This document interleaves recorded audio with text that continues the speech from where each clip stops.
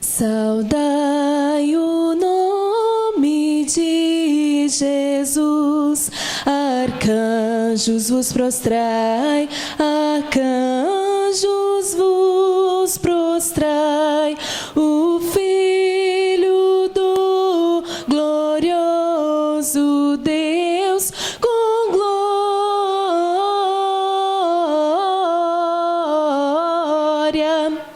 glória, glória, glória, com glória coroai, ó escolhida geração do bom e eterno Pai, do bom e eterno Pai, o grande autor da salvação, com glória,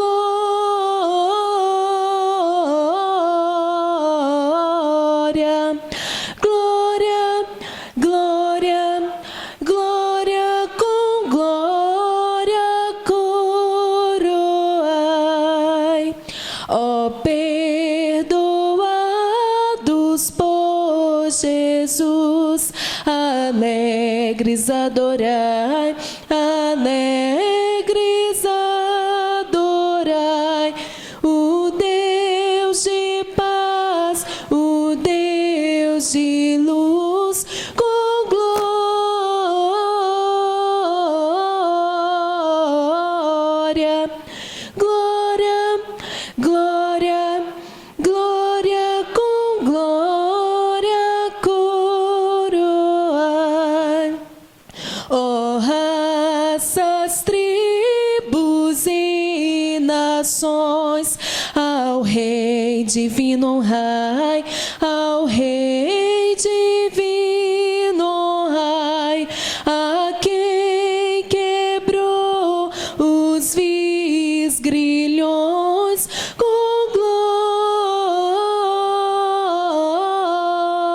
glória, glória, glória, glória, com glória coroai.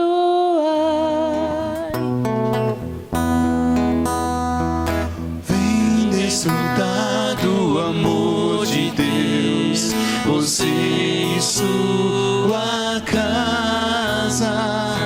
Deixe Jesus, que é o Rei, entrar em seu coração.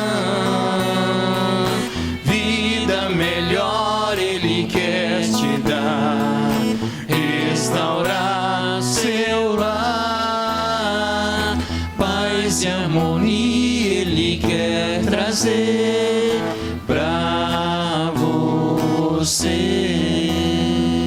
Deus alcançou e modificou toda minha casa, ainda que venha a tempestade, não nos abalará. Vida melhor Ele quer te dar, restaurar seu lar, paz e harmonia Ele quer trazer pra você. Deus alcançou e modificou toda minha casa, ainda que venha a tempestade, não nos abalará. Vida melhor Ele quer te dar, restaurar seu lar, paz e harmonia Ele quer trazer pra você. Paz e harmonia Ele quer trazer pra você. Senhor Deus, Pai maravilhoso, ó Deus, que o Senhor Deus possa trazer sempre aos nossos corações, ó Deus, a paz e a harmonia que nós necessitamos, Senhor Deus. Ó Deus maravilhoso, que o Senhor venha preparar os nossos corações nessa noite, ó Pai, para que assim possamos ouvir o que o Senhor Deus tem a falar nos nossos corações através do pastor Amadeu nessa noite, Senhor. Ó Pai maravilhoso, nós queremos agradecer a Deus por essa oportunidade de estar mais uma vez cultuando aqui nessa casa de oração, ó Pai. Senhor Deus, nós queremos te agradecer também pelos dízimos, pelas ofertas aqui depositadas nessa noite, ó Pai. Sabemos que é para a honra e glória do Senhor. Deus maravilhoso, assim nós oramos, assim nós exaltamos e agradecemos o teu santo nome nessa noite. Amém, Senhor Jesus. Amém, Pai. Nós vamos dar continuidade à exposição bíblica que estamos fazendo da primeira carta a Timóteo. E hoje, como eu disse, coincidentemente, nós faremos aqui a exposição do texto do capítulo 3, que nos traz as qualificações dos pastores e diáconos, os dois oficiais da igreja.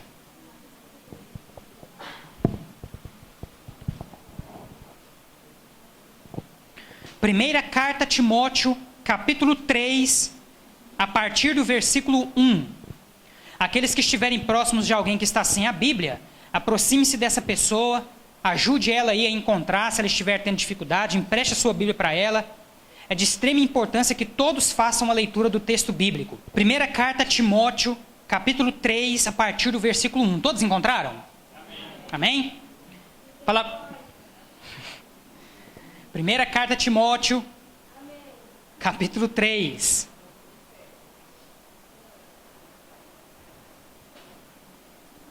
A palavra de Deus nos diz assim: fiel é a palavra. Se alguém aspira ao episcopado, excelente obra almeja. É necessário, portanto, que o bispo seja irrepreensível, esposo de uma só mulher, temperante, sóbrio, modesto, hospitaleiro, apto para ensinar, não dado ao vinho, não violento, porém cordato, inimigo de contendas, não avarento, e que governe bem a própria casa, criando os filhos sob disciplina, com todo respeito. Pois se alguém não sabe governar a própria casa, como cuidará da igreja de Deus? Não seja neófito, para não suceder que se ensoberbeça e incorra na condenação do diabo. Pelo contrário, é necessário que ele tenha bom testemunho dos de fora, a fim de não cair no opróbrio e no laço do diabo. Semelhantemente, quanto a diáconos, é necessário que sejam respeitáveis, de uma só palavra, não inclinados a muito vinho, não cobiçosos de sórdida ganância, conservando o mistério da fé com a consciência limpa. Sejam estes primeiramente experimentados, e se mostrarem irrepreensíveis, exerçam o diaconato. Da mesma sorte, quanto a mulheres, é necessário que sejam elas respeitáveis, não maldizentes, temperantes e fiéis em tudo. O diácono seja marido de uma só mulher, e governe bem seus filhos e a própria casa. Pois os que desempenharem bem o diaconato, alcançam para si mesmos justa preeminência e muita intrepidez na fé em Cristo Jesus. Feche seus olhos, curve sua cabeça, vamos orar mais uma vez. Senhor nosso Deus, nós somos gratos a Ti pela Tua palavra, e nesse instante, ó Pai, eu peço a Ti que mais uma vez o Senhor possa me usar como instrumento em Tuas mãos, para, meu Pai, anunciar, meu Pai, esta palavra de maneira fiel e verdadeira ao coração e à vida, meu Pai, de todos aqueles que aqui se fazem presentes. Fala ao nosso coração, Senhor, e não permita, meu Pai, que nós nos desconcentremos, que nós, meu Pai, deixemos de prestar atenção naquilo que estará sendo pregado nessa noite. Que o inimigo, ó Pai, não venha nos roubar a bênção da palavra, e que nós, mediante a fé que o Senhor mesmo nos concedeu, possamos receber com mansidão e de bom grado a palavra que nessa noite nos será anunciada. Tudo isso nós te pedimos em nome de Jesus. Amém. Meus amados, há alguns dias então que nós estamos nos dedicando à exposição bíblica da primeira carta a Timóteo. A primeira carta, meus amados irmãos, a Timóteo, ela foi escrita pelo apóstolo Paulo aproximadamente no ano de 63 depois de Cristo. Timóteo, meus amados irmãos, ele era filho na fé de Paulo, era discípulo de Paulo. Aliás, Timóteo era um dos discípulos que Paulo mais amava. Por essa razão que Paulo se dedicou aí com bastante cuidado ao seu filho na fé chamado Timóteo. Por quê? Porque Timóteo era uma pessoa ainda jovem. E Paulo, sabendo das dificuldades que o jovem tem de exercer a liderança na comunidade, no que diz respeito a receber o respeito das pessoas, no que diz respeito a se manter firme na pregação da palavra, o apóstolo Paulo, então, ele procurou sempre estar muito presente na vida de Timóteo, aconselhando, orientando ele, para que ele não desanimasse e exercesse a pregação da palavra de forma fiel, de forma digna, sem se deixar encabular pela sua juventude. Então Timóteo era ainda um pastor jovem. E essa primeira carta, assim como a segunda, foi escrita pelo apóstolo Paulo no intuito de orientar, de aconselhar, de mostrar para Timóteo: ó, meu filho, eu estou longe de você, mas ainda assim eu estou orando por você a todo momento. Não desanime, não perca suas forças, se mantenha firme. Que ninguém se levante contra você por conta de sua juventude, mas que você permaneça fiel na pregação da palavra, anunciando o evangelho de forma digna, como um dia eu te anunciei. O propósito principal, então, meus irmãos, tanto da primeira quanto da segunda carta que Paulo enviou a seu filho na fé, chamado Timóteo, é orientar o seu discípulo. Principalmente, meus irmãos, diante dos falsos profetas, dos falsos mestres, que já naquela época estavam se levantando, e os pastores daquela época, 2000 anos atrás, já estavam enfrentando sérias dificuldades, por conta das heresias, dos enganos, dos falsos profetas, dos falsos mestres, que estavam lançando seus venenos já naquela geração. Hoje em dia, meus amados irmãos, não é diferente. Por isso que a mensagem da palavra de Deus, ela é tão atual. A mesma palavra que serviu para os nossos irmãos lá em Éfeso, que era onde Timóteo estava pastoreando há 2000 anos atrás, a mesma palavra se aplica a nós hoje. Hoje em dia também, meus irmãos, infelizmente, nós, pastores, pregadores, nós enfrentamos inúmeras dificuldades com os chamados falsos profetas, com os chamados falsos ensinos. Toda semana, meus irmãos, eu fico lá, eu entro na internet, ou até mesmo aqui na nossa cidade, eu fico sabendo uma notícia nova de heresia. É de encabular, meus irmãos, como que os enganos, eles se proliferam no nosso meio. E o pior, quantas pessoas se deixam levar por esses enganos? Então, meus amados, essa é uma dificuldade que os servos de Deus enfrentavam há 2000 anos atrás. Essa é uma dificuldade que nós enfrentamos hoje. Essa é uma dificuldade, meu Geraldo Júnior, que nós enfrentaremos até o dia que Jesus voltar. Um dos últimos sinais que Jesus Cristo disse que antecederia a volta dele é a chamada apostasia. A palavra apostasia significa desvio da fé original. Então, quanto mais se aproxima o dia da volta de Jesus, mais as pessoas se desviarão da fé tradicional. Mais as pessoas se desviarão da fé genuína. E quem é que tem que combater isso? Nós. Aqueles que Deus levanta para pregar o evangelho, para ensinar o evangelho, para anunciar a verdade da palavra de Deus aos quatro cantos da terra. Então, meus irmãos, hoje nós continuamos então a fazer a exposição do texto da primeira carta a Timóteo. E no capítulo 3, meus irmãos, nós encontramos, meus amados, instruções importantíssimas, irmão Geraldo Júnior, no que diz respeito aos pastores e aos diáconos. Vocês poderiam me perguntar assim: mas pastor, por que Paulo achou importante escrever isso e mandar lá para Timóteo? Eu acabei de dizer para os amados irmãos que Timóteo estava enfrentando um sério problema com o quê? Com falsos profetas. Pessoas que se levantavam de uma hora para outra e se diziam pastores. Pessoas que se levantavam, irmão Odair, de uma hora para outra e queriam ali servir como diáconos na igreja. Pessoas que se levantavam de uma hora para outra e se autodenominavam pregadores, mas que estavam ensinando e anunciando coisas completamente contrárias àquilo que as Escrituras ensinam. Então, para matar esse tipo de coisa, o apóstolo Paulo então escreve para o seu filho Timóteo e diz para ele: ó Timóteo, você quer conhecer um verdadeiro pastor? Um verdadeiro pastor, ele tem essa e essa característica. Ó, meu filho Timóteo, você quer conhecer um verdadeiro diácono? O diácono tem que ter essa e essa característica. E é com base nessas características, meus amados irmãos, que as igrejas tradicionais têm, então, desde a vinda de Jesus até os dias de hoje, realizado concílios, examinado a vida dos candidatos.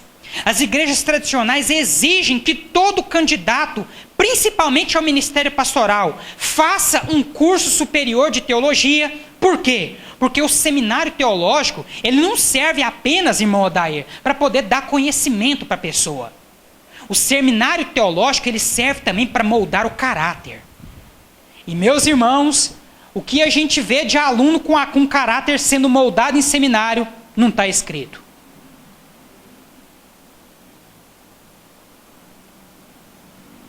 O seminário existe para isso.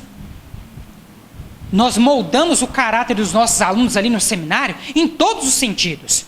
E durante os 4 anos de seminário, essas características que nós vamos fazer a leitura, os irmãos vão ler comigo, nós avaliamos cada uma dessas características. E olha que mesmo sendo criteriosa, às vezes ainda escapa uma ovelha maldita lá que ainda consegue chegar a ser ordenado. Mas que lá no decorrer do ministério acaba caindo por terra. Porque os falsos não prevalecem para sempre. Lembrem-se disso. Às vezes você pode conseguir enganar os homens, mas a Deus você não engana. O ministério, ele prova, na prática, quem é pastor de verdade. O ministério, ele prova na prática quem é diácono de verdade. Nada melhor, meu marido Jesus, do que a prática para dizer quem que é quem na história do cristianismo. Então ali no seminário nós zelamos muito por isso, meus irmãos. Nós zelamos por atrasos, nós cobramos, certo? Damos prova de arrancar o pica-pau do toco, como diz o ditado popular. Para quê? Para saber se o indivíduo de fato está comprometido. Porque se ele não tiver comprometimento, eu garanto para os irmãos que nos 2 primeiros períodos ele já desiste. Porque os 2 primeiros períodos de seminário eu vou dizer para os irmãos. Vai ser canseira para lá. Umas matérias que às vezes não estão tão ligadas à palavra de Deus, são matérias mais técnicas, e nós aproveitamos essas matérias para poder enxugar o seminário e saber aí quem é que de fato é vocacionado. Então a pessoa entra lá no seminário, assim como entra nos cursos superiores de modo geral, aí entra, tem que lá fazer metodologia científica, tem que fazer português, tem que fazer didática, tem que fazer filosofia, essas matérias que ninguém gosta, certo? Do mesmo jeito que na faculdade da fora, você vai saber se o indivíduo de fato ele é vocacionado para a profissão, se ele passar dos 2 períodos, porque geralmente é a partir do 3º período que você começa a ver as matérias que de fato são inerentes ao curso. Em teologia não é diferente, certo? Nós pegamos os 2 primeiros períodos para poder saber quem é quem. Para saber se o indivíduo tem vocação de verdade. Então, se chega atrasado, leva falta. Se não estuda, reprova. Se reprova, enrola a vida. Porque aí vai ter que ficar mais uns 2 anos para frente repondo a matéria que reprovou. As exigências são muitas, meus irmãos. E para que todas essas coisas? Por que eu estou citando isso aqui para os irmãos? Os irmãos poderiam perguntar, mas pastor, por que tantas características? Para evitar ao máximo, irmão Geraldo Júnior, os chamados falsos profetas. E é como eu disse para os irmãos, às vezes ainda sendo exigente, às vezes ainda escapa um malandro. Imagine se nós não fôssemos exigentes. Por isso, meus amados, que esse negócio que a gente às vezes vê em muitas igrejas, de você, chega a pessoa na igreja, aí a pessoa fala bem. Nossa, aquela pessoa ali fala bem. Eu vou catar ela aqui e falar, vamos ordenar ela ao ministério pastoral. Isso é muito perigoso, meus irmãos. Isso é muito perigoso. Muito perigoso, irmão Genivaldo. Porque boa oratória, meu irmão, muitos têm. Discursos bem proferidos, meus irmãos, é o que mais existe aí fora. Palestrantes aí que têm o dom da palavra é o que mais tem. Mas para pregar a palavra de Deus, irmão Júnior, para ser um pastor, para ser um líder na igreja, você precisa muito mais do que dom da palavra. você precisa muito mais do que dom de oratória. Muito mais. E é sobre isso que Paulo está tratando no capítulo 3. Volte os seus olhos para a palavra de Deus. Paulo ele começa dizendo o seguinte, meus irmãos. Fiel é a palavra. Se alguém aspira ao episcopado, excelente obra almeja. Então a primeira coisa que eu quero dizer aqui para os irmãos é que a palavra de Deus aqui ressalta, meus amados. Às vezes, meus irmãos, nós observamos as pessoas, às vezes, com medo de ser pastor, certo? Com medo de ser pastor. Mas o que a palavra de Deus diz é que aquele que almeja o episcopado, e eu já vou explicar para os irmãos o sentido dessa palavra, mas o que almeja o episcopado, boa obra almeja. Então, se há um ofício na Bíblia, irmã Ednete, que Deus diz claramente que aquele que almeja esse ofício, ele almeja boa obra, esse ofício é qual? O ofício pastoral. Mas o interessante, meus irmãos, é que às vezes a gente olha para certas pessoas e a gente observa nessa pessoa que ela tem os atributos de pastor, que ela tem as qualidades de um pastor. Aí você chega na pessoa e fala assim, ó rapaz, você vai ser pastor. A pessoa olha para você e diz, sai fora rapaz, aparta-te de mim. Cuidado, cuidado. Os que eu conheço na Bíblia que rejeitaram ou se rebelaram contra a vocação que Deus deu, passaram maus bocados. Passaram maus bocados. Jonas é um bom exemplo. Eu acho que ninguém aqui quer parar dentro de boca de baleia. Então não negue a vocação que Deus te deu. Porque vocação é uma coisa que Deus dá independente de você querer. Certo? Olha para a pessoa que está do seu lado. Fala para ela, ó, dom é algo que Deus te dá, mesmo que você não queira. Agora olha para ele e fala de novo assim, a você cabe apenas obedecer. Portanto, obedeça. Obedeça, meu irmão. É a melhor coisa que você faz. Se vocês perguntassem para mim há 3 anos atrás, pastor, o senhor queria vir para a Segunda Igreja Batista? Eu falei, não, nunca nem cogitei na minha vida que eu aqui estaria. Irmão Josimar sabe muito bem dessa história. Nunca nem imaginei na minha vida que um dia eu estaria aqui na Segunda Igreja. Aliás, para falar a verdade para os irmãos, eu nunca nem imaginei que eu seria pastor titular. Eu imaginava que às vezes o pastor Carvalho ia me pegar lá, para poder colocar lá na congregação, para ser um pastor auxiliar no máximo. Mas eu estou aqui hoje, meus irmãos.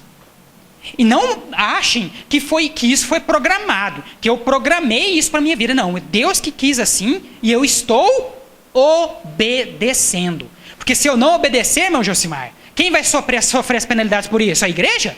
Eu vou sofrer as penalidades. Deus ele dá um dom a cada um de nós, meus irmãos. Pastores, diáconos, mestres, evangelistas. E nós, uma vez que nós reconhecemos essa vocação, esse dom, esse talento, a nós resta uma coisa apenas, irmão Júnior.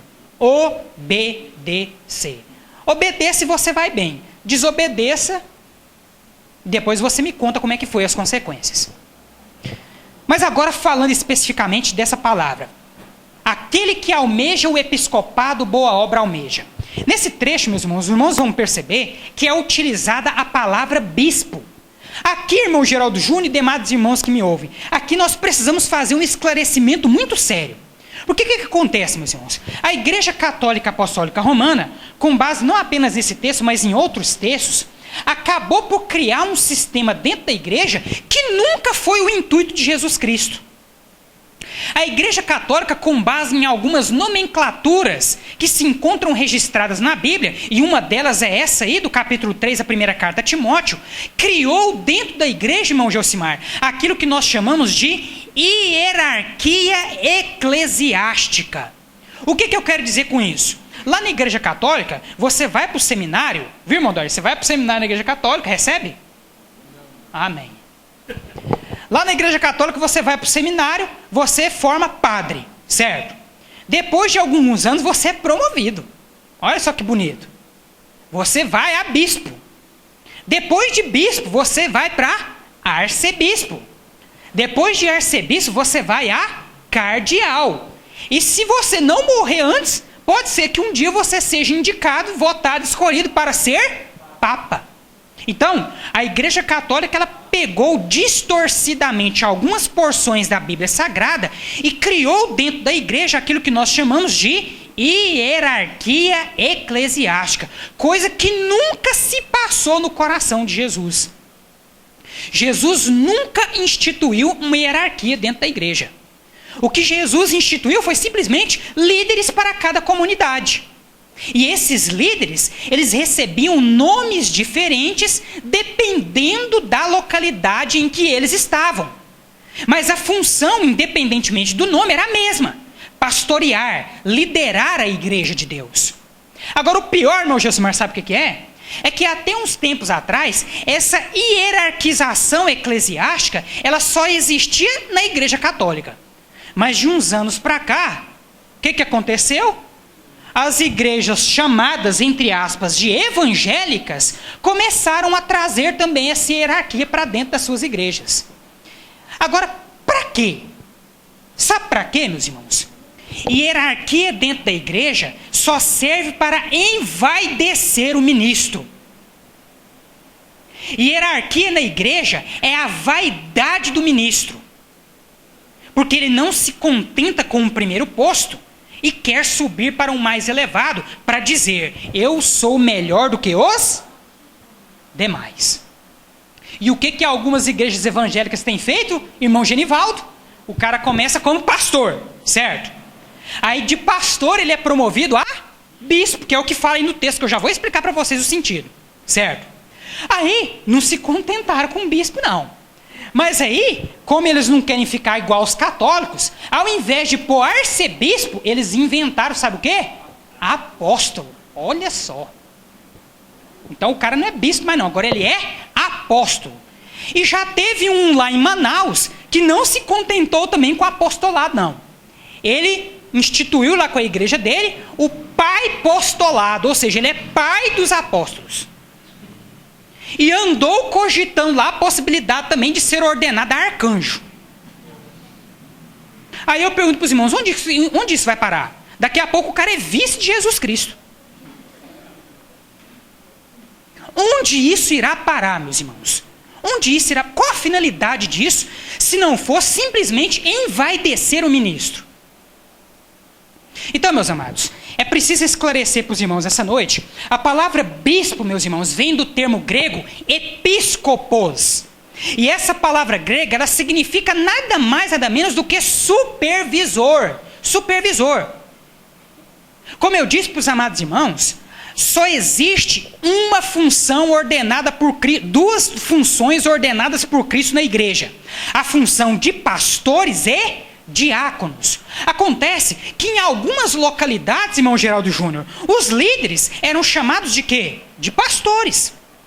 Em outras localidades, os líderes eram chamados de presbíteros. Presbíteros é também uma palavra grega que, traduzindo, significa anciãos. Então o que acontece? O presbítero de tal igreja nada mais era do que o pastor daquela igreja, o ancião, a pessoa mais velha, o líder da igreja. E a mesma coisa se aplica à palavra bispo. Haviam certas localidades lá na época em que os líderes eram chamados de bispo. Mas isso não significa que ele era maior do que os outros líderes.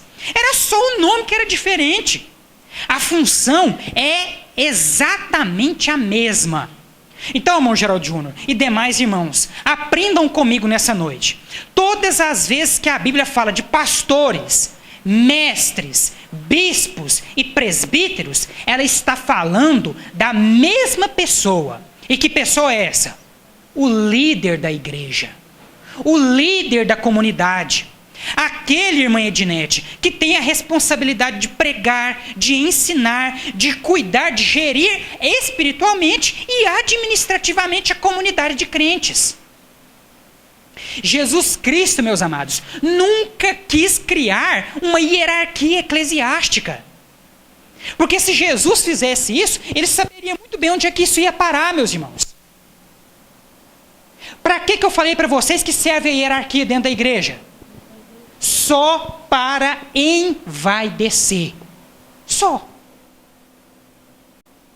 E eu pergunto aos amados irmãos, que é o desejo de Jesus, meus amados, vaidade dentro da igreja? Agora eu pergunto para vocês, se o líder da igreja envaidece, e o líder é o exemplo da igreja, qual que é a tendência de acontecer com o restante? Se envaidecer também. E no meio de um povo envaidecido prevalece o quê? Deus ou a soberba? A soberba. E onde prevalece a soberba, prevalece quem? Deus ou Satanás? Quem que é o pai da soberba? Quem que é o pai da vaidade? Quem que um dia ousou subir o nome dele acima do nome de Deus? Pois é, meus irmãos. E o que tem de pastor seguindo esse mesmo princípio? Aí eles arrumam desculpa nos dias de hoje para falar assim, não, eu fui ordenado a bispo porque agora eu não tenho só uma igreja, eu tenho várias igrejas. Eu só queria saber, você está presente em todas essas igrejas ao mesmo tempo? Com certeza não. Então, isso significa que ele está presente, na verdade, em uma igreja. E para as demais igrejas, ainda que ele tenha sido fundador, mas para as demais igrejas sempre tem que ter o quê? Um líder. Então, essa função de bispo, na verdade, ela serve só para quê? Para fazer com que a pessoa se sinta maior do que os demais. Em outras palavras, é como se a pessoa estivesse dizendo, eu sou bispo, eu sou maior do que você que é pastor. Você me obedece. Certo? E será que Jesus Cristo quis isso para a igreja, meus irmãos? Será que Jesus Cristo quis, irmão Ures, essa vaidade na igreja? Lógico que não, meus irmãos. E é para lutar contra isso, irmão Odair, que o apóstolo Paulo, então, escreve todas essas características que cada pastor e cada diácono, os únicos oficiais da igreja, devem ter para exercer a liderança na casa de Deus. Vamos ver quais são? Acompanhe comigo aí na sua Bíblia novamente. É necessário, portanto, que o bispo, e aí vocês se lembrem, bispo aqui é uma referência a quem? Ao líder da igreja, que pode ser chamado de bispo, de pastor, de presbítero, de mestre, certo? Dependendo da localidade em que ele estava, ele recebia uma nomenclatura diferente, mas todas essas palavras são uma referência a quem? Ao líder da igreja, certo? Então vamos lá. É necessário, portanto, que o bispo seja irrepreensível, esposo de uma só mulher, temperante, sóbrio, modesto, hospitaleiro, apto para ensinar, não dado ao vinho, não violento, porém cordato, inimigo de contendas, não avarento, e que governe bem a própria casa, criando os filhos sob disciplina, com todo respeito. Pois se alguém não sabe governar a própria casa, como cuidará da igreja de Deus? Não seja neófito, para não suceder que se ensoberbeça e incorra na condenação do diabo. Pelo contrário, é necessário que tenha bom testemunho dos de fora, a fim de não cair no opróbrio e no laço do diabo. Então, meus irmãos, vocês viram aqui que são inúmeras as características que devem ser levadas em consideração antes de ordenar um indivíduo ao ministério pastoral. O pastor, ele tem que ser irrepreensível. Ele tem que ter bom testemunho dos de fora. Não pode ser dado ao vinho, viu? Às vezes você gosta de dar uma golada. Apesar de que isso aí não é bom para crente nenhum. Muito menos para pastor, certo? Muito menos para pastor. Não pode ser dado ao vinho, tem que ter bom testemunho dos de fora, tem que governar bem a própria casa. Esse, meus irmãos, é um quesito no qual vários pastores têm falhado. Ora, se você não consegue administrar a sua própria casa, como que você vai conseguir administrar a igreja? Como? Me explique. Isso não sou eu que estou dizendo, não, meus irmãos. É a Bíblia. É qualificação do bispo. É qualificação do pastor. O pastor, ele deve ser apto a ensinar. Ora, para o pastor, irmão Josimar, ser apto para ensinar, antes ele tem que estudar. Por isso que nós temos o seminário, certo? O indivíduo, ele é mandado para o seminário para estudar. E tem gente, meus irmãos, que vai para o seminário com uma má vontade. Eu digo isso para os irmãos que eu sou professor lá no seminário. Eu digo para os irmãos, não brinque com teologia. Teologia é o curso mais sério que uma pessoa pode fazer na face da terra. Você está achando que estudar Deus é brincadeira? Se você não quer fazer um curso bem feito, vai fazer outra coisa. Mas não brinca com Deus, não. Tem gente que faz 4 anos de seminário de qualquer jeito, aí chega depois para poder administrar a igreja, a ovelha chega nele e pergunta: ô pastor, por que bispo? Aí ele não sabe responder. Por quê? Não estuda. O bispo, o pastor, deve ser apto ao ensino. Essa, meus irmãos, é uma das atribuições principais do pastor: ensinar. Ensinar.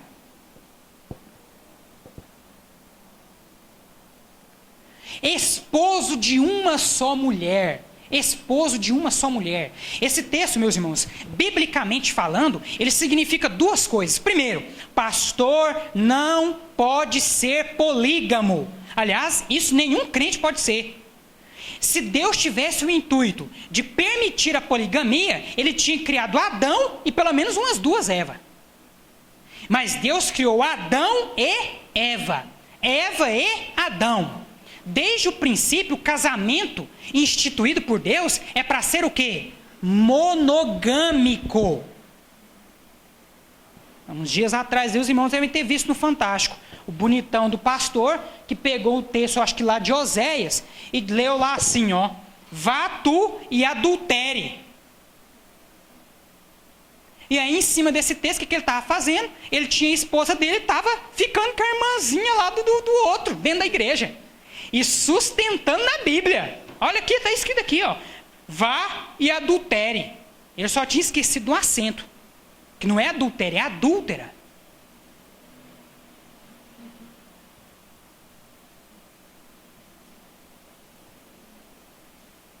Deus nunca compactuou com poligamia, meus irmãos. E se Deus não aceita isso para os membros, o que dirá para o pastor? O outro sentido desse texto, dessa expressão, meus irmãos, esposo de uma só mulher, os estudiosos dizem que, biblicamente falando, esse trecho está dizendo que o pastor deve ser fiel a apenas uma mulher. Isso, em outras palavras, meus irmãos, significa que o pastor não pode divorciar. Como é que o pastor vai ensinar que divórcio é contra a palavra de Deus, sendo que ele mesmo é divorciado? Eu fico encabulado como que alguns tentam, certo?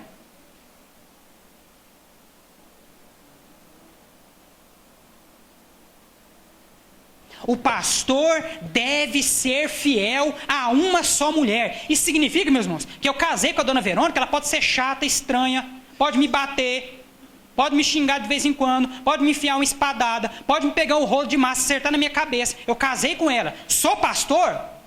Vou ter que tolerar. Vou ter que tolerar. Vou ter que tolerar. Se ela, por um infortúnio da vida, adulterou, o que eu vou ter que fazer? Engasgaram, né? Perdoar. Ora, não é isso que eu ensino para vocês? Que se houver qualquer falha do cônjuge, um tem que perdoar o outro? Então, quem que tem que dar o primeiro exemplo na igreja? O pastor. 70 vezes 7. Exatamente. 70 vezes 7. Então, eu tenho que tolerar a irmã Verônica. Se ela começar a encher o saco, mas eu peço a Deus, leva. Leva. Ajuda-me. Ajuda-me. Leva. Mas divorciar, em hipótese alguma. Em hipótese alguma. A palavra de Deus, meus irmãos, não compactua com isso. Lá em Malaquias, Deus diz que odeia o divórcio. Odeia. E se isso, meus amados, é inadmissível para membros, o que dirá para o pastor, que é quem representa a igreja? Então, os irmãos estão percebendo que as exigências para o pastor, elas não são brincadeira, não. São muitas exigências. Meus amados, eu, para poder me filiar à Ordem dos Pastores Batistas do Brasil, eu tive que tirar até certidão negativa do SPC.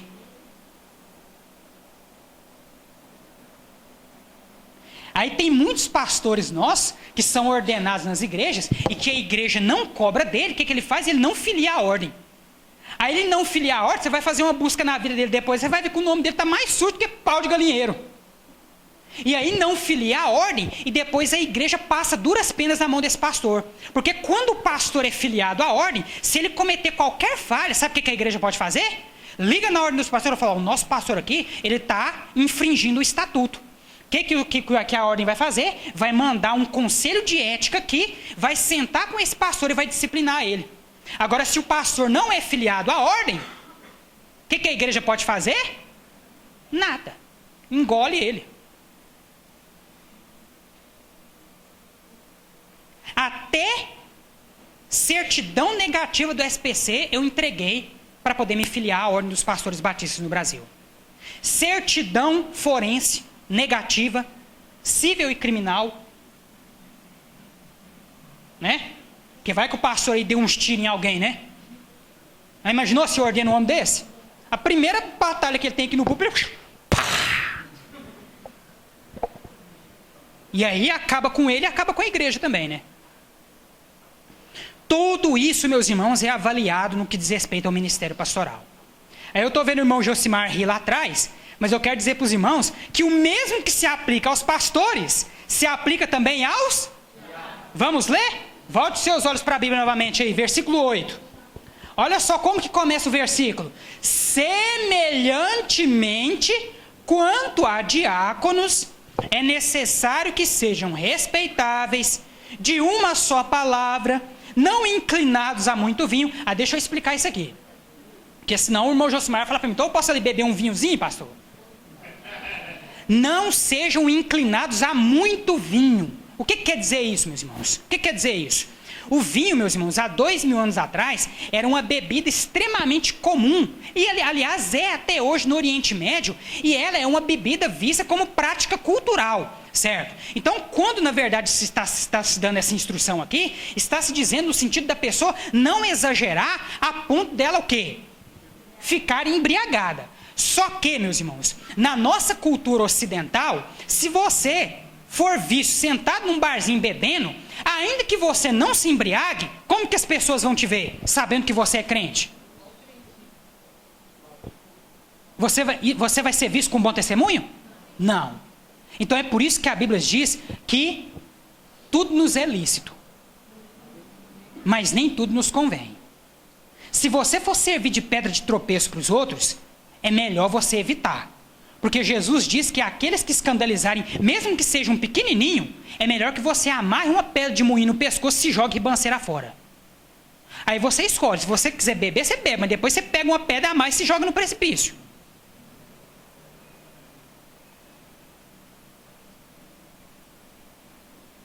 Então não vai interpretar esse texto aí, achando que você vai poder chegar lá na sua casinha e tomar lá um cálicezinho. Não, vou tomar só um daquele da ceia, pastor. Só para eu sentir o cheiro. Não. Para você sentir o cheiro desse vinho, você vai ter que ir no supermercado comprar. Aí engraçado que eu já topei com os crentes 007 nesse ponto. Que você chega lá no supermercado, aí eles vão lá e compram cervejinha sem álcool, porque a sem álcool pode. A sem álcool pode. Enganação demoníaca, porque aquele fala que é sem álcool, mas tem álcool ali. Na verdade, o teor de álcool lá é só diminuído, certo? Porque cerveja que é cerveja, ela tem que ter um pouco de álcool, porque senão ela não presta, certo? Não presta. Então vai lá e compra sem álcool achando que está bem. Só que tem um detalhe.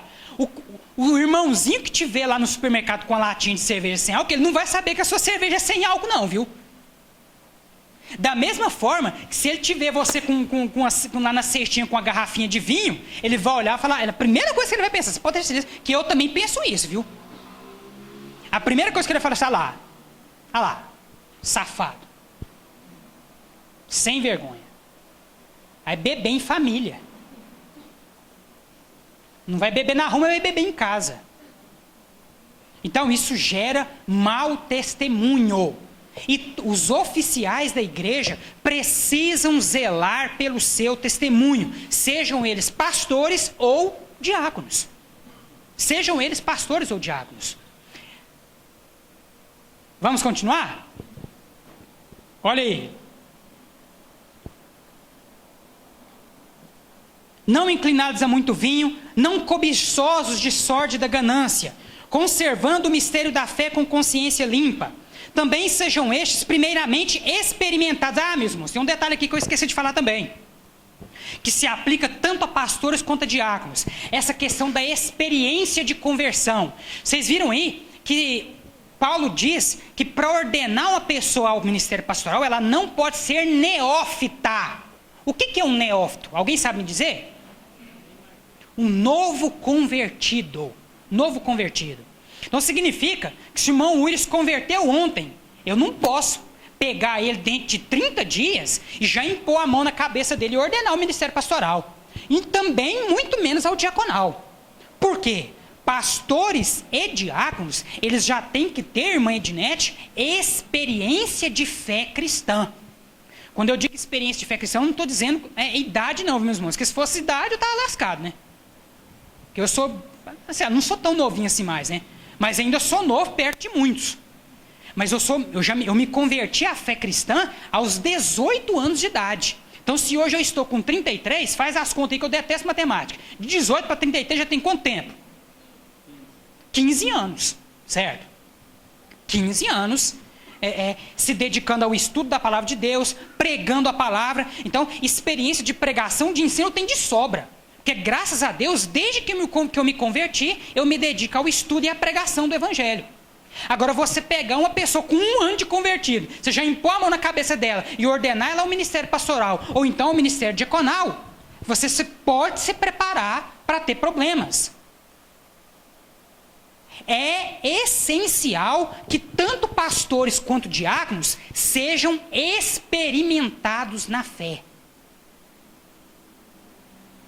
Experimentados na fé. Continuando aí, meus irmãos. Também sejam esses primeiramente experimentados, e se se mostrarem irrepreensíveis, exerçam o diaconato. Versículo 11. Da mesma sorte quanto a mulheres, aqui está falando das diaconisas. É necessário que sejam elas respeitáveis, não maldizentes, temperantes e fiéis em tudo. Interessante aqui, meus irmãos. Os estudiosos, quando vão falar das mulheres aqui diaconisas, eles batem em cima daquilo que é um dos problemas aí, que geralmente é problema das mulheres. O problema da língua. Não estou querendo dizer que as irmãs falam muito, viu? A minha fala. Meus irmãos, a hora que a Verônica dispara a falar, ela fala muito. Eu até durmo. E ela briga comigo. Você já está dormindo? Você já está cochilando? Mas conversa tanto que não resta outra alternativa. Não resta outra alternativa. Só que quando fala para o bem, tudo bem. O problema é aquelas que fazem uso da língua para o mal. E aí entra o quê? Maledicência, fofoca, injúria, difamação. E aí é uma desgraça, meus irmãos. Então, para as diaconisas, olha só o que o texto está dizendo. Sejam respeitáveis, não maldizentes, temperantes e fiéis em tudo. E o texto continua. O diácono seja marido de uma só mulher e governe bem seus filhos e a própria casa. As mesmas exigências que são feitas aos pastores são feitas também aos diáconos. Pois os que desempenharem bem o diaconato alcançam para si mesmos justa preeminência e muita intrepidez na fé em Cristo Jesus. Amém, meus irmãos?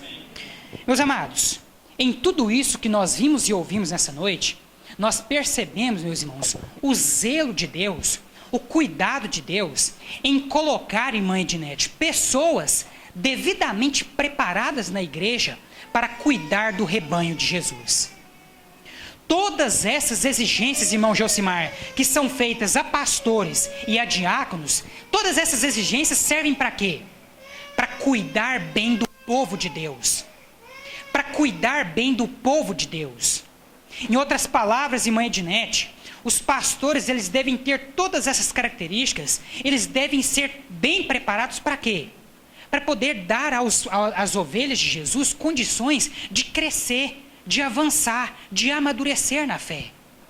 Aos diáconos da mesma forma. Deus exige toda essa preparação dos diáconos para que eles possam servir de exemplo para os demais crentes na igreja, a fim de que a igreja possa crescer forte, crescer sadia, olhando sempre para Jesus. Em todas essas coisas, meus irmãos, nós observamos o zelo de Jesus por aqueles que o amam. E eu quero perguntar para você nessa noite: você ama Jesus Cristo? Se você já entregou a sua vida nas mãos de Jesus, reconhecendo a Ele como seu Senhor e Salvador?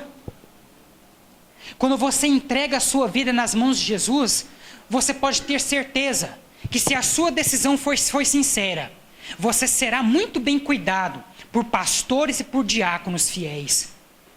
Esses servos fiéis que Deus tem preparado para cuidar da sua igreja, eles também cuidarão de você. Mas antes disso, é necessário que você entregue a sua vida a Jesus Cristo. Feche seus olhos nesse momento. Curve sua cabeça.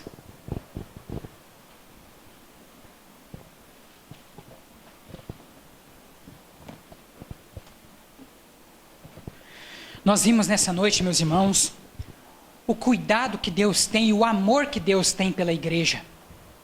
Deus, Ele escolhe pastores fiéis. Deus, Ele escolhe diáconos fiéis. E usa estes servos para apacentar e para cuidar das suas ovelhas que estão espalhadas pelo Brasil e pelo mundo. Se você ainda não faz parte desse rebanho, se você ainda não recebeu, não reconheceu a Cristo como seu Senhor e Salvador, e passou a fazer parte do rebanho de Jesus Cristo, se você ainda não tem um pastor que está te acompanhando nessa terra, te ensinando a palavra de Deus, te ajudando a compreender a palavra de Deus, se você ainda não tem sido servido por diáconos fiéis, homens e mulheres fiéis que se dedicam ao serviço do Senhor, não perca mais tempo. Entrega o teu caminho ao Senhor, confia nele e o mais Ele fará. Você que está nos acompanhando nessa mensagem em vídeo, Deus, Ele escolhe servos fiéis e prepara estes servos fiéis para cuidar de todos aqueles que sinceramente entregaram as suas vidas aos cuidados de Jesus Cristo. Se você ainda não tomou essa decisão, se você ainda não faz parte de uma igreja, se você ainda não tem um pastor ou um diácono que te acompanhe, que te ajude no seu crescimento, no desenvolvimento da sua fé, não perca mais tempo. Entrega o teu caminho ao Senhor, confia nele e o mais Ele fará.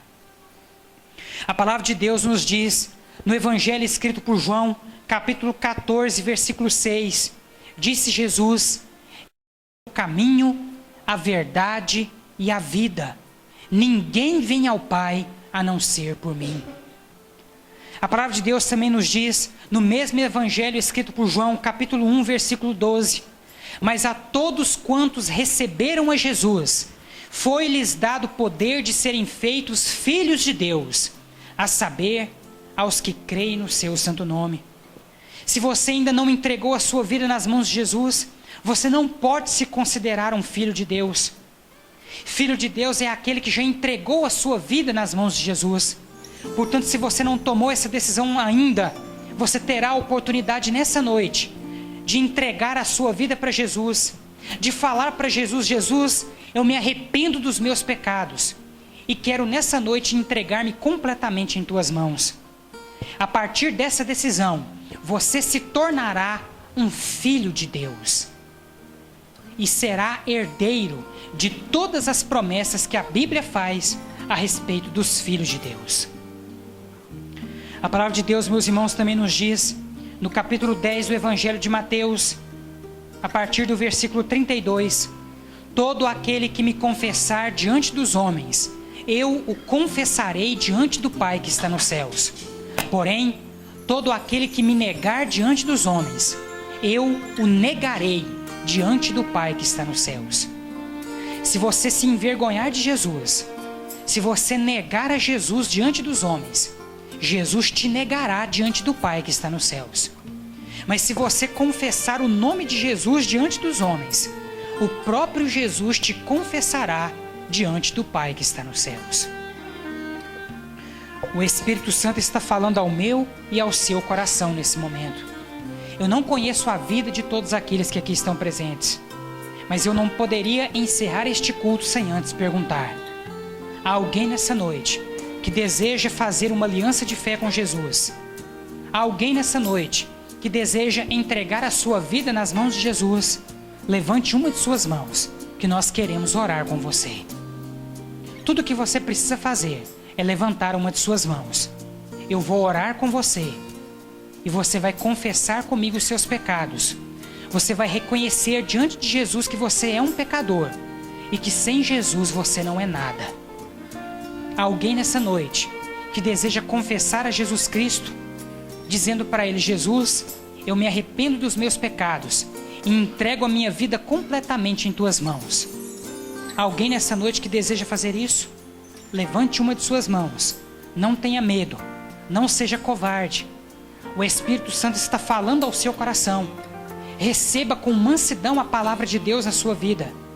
Entrega o teu caminho ao Senhor. Confia nele e o mais Ele fará. Essa palavra, meus irmãos, também serve para aqueles que um dia já tomaram essa decisão em sua vida, mas que acabaram se desviando dos caminhos do Senhor.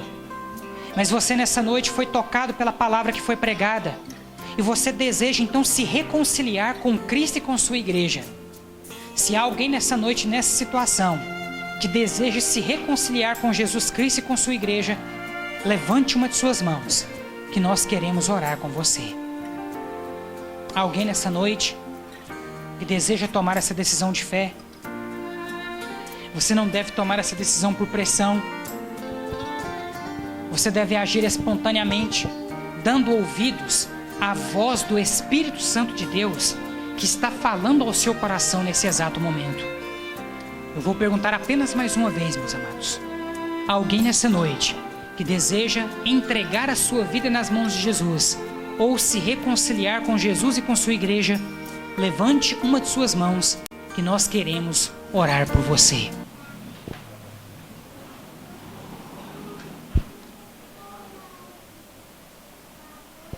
Feche seus olhos, curve sua cabeça, oremos.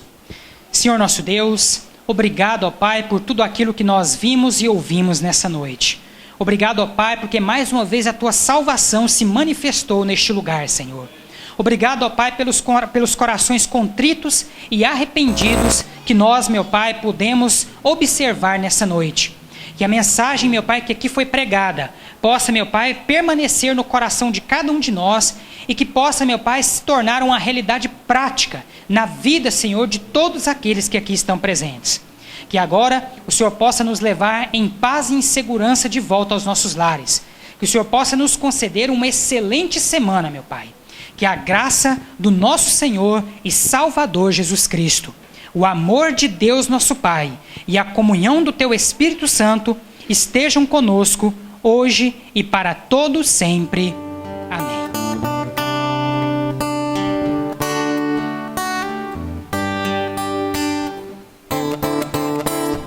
Ele exaltado, o Rei exaltado no céu, eu louvarei. Ele exaltado para sempre, exaltado seu nome, louvarei. Ele é o Senhor, sua verdade vai sempre reinar. Céu, glorifica seu santo nome. Ele exaltado, o Rei exaltado no céu. Ele exaltado, o Rei exaltado no céu. Eu louvarei. Ele exaltado para sempre, exaltado seu nome.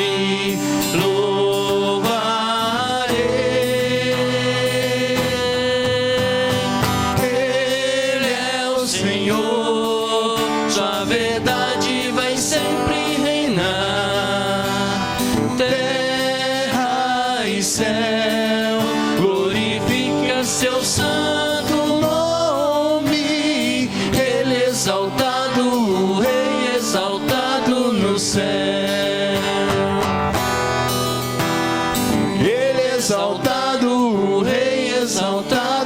no céu. Ele exaltado, o Rei exaltado no céu.